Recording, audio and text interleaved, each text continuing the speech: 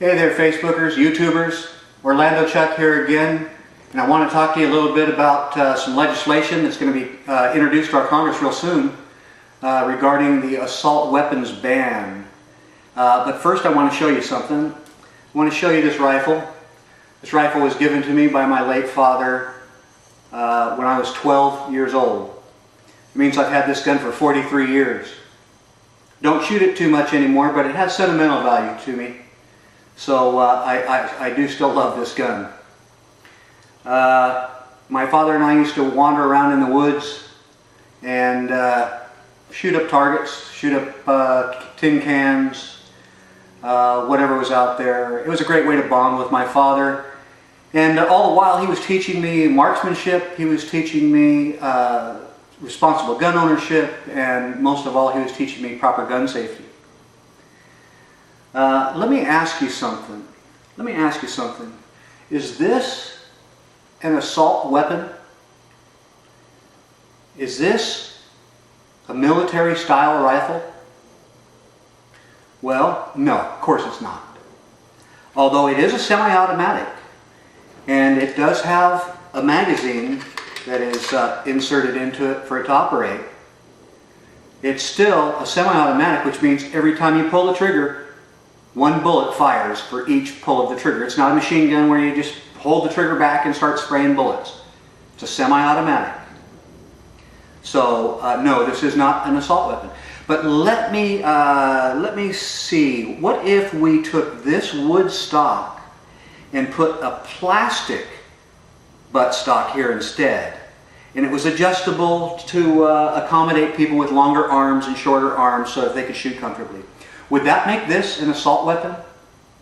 Well, according to the legislation being introduced, that cosmetic change would turn this rifle, this sporting rifle, into an assault weapon. Doesn't change the functionality of it, just change the cosmetic of it.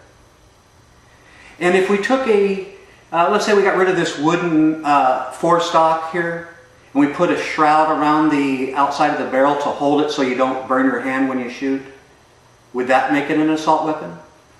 That sure would. That cosmetic change would make it an assault weapon.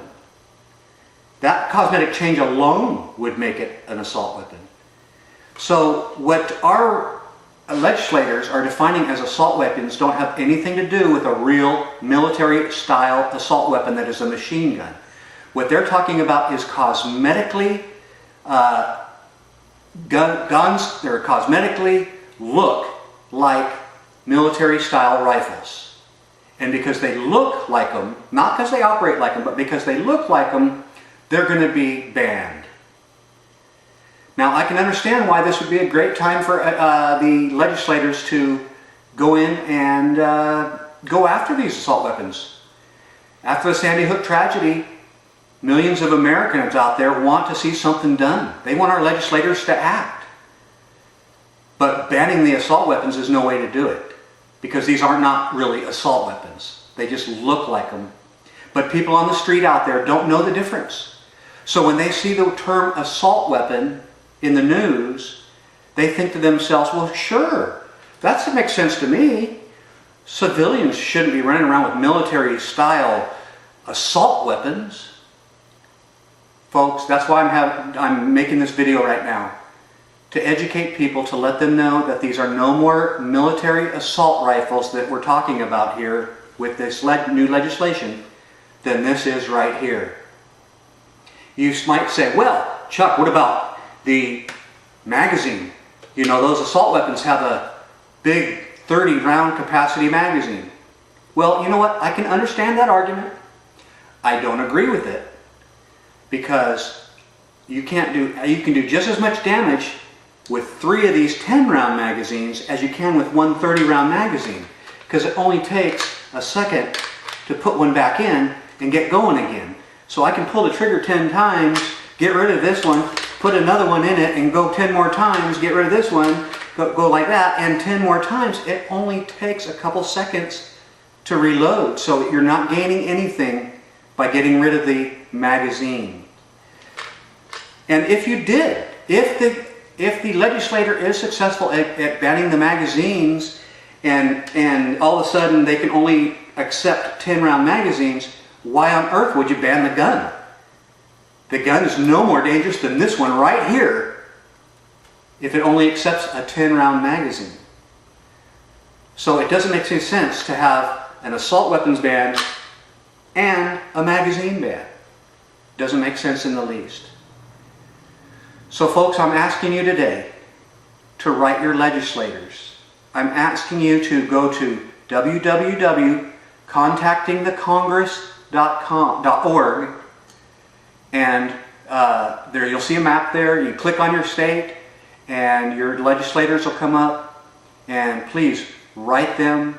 Let them know that you don't want anybody tromping on our Second Amendment right, that this assault weapons ban will do nothing to change the situation and get rid of the senseless shootings that we have. As a matter of fact, there used to be an assault weapons ban when Clinton was president, and he enacted one. And it lasted 10 years. And during that 10 years is when Columbine happened. And so you can see that an assault weapons ban won't make a difference. These people will be able to get their hands on guns. These crazy people will get their hands on guns one way or another, legally or illegally. And if they want to do some damage, they will. The way to address this problem is not with gun bans. It's with dealing with our social problems, dealing with unemployment, dealing with mental health, dealing with the different social programs that are out there, and make resources available for those who need them. Thank you very much, folks, for listening, and write your Congress. Thank you.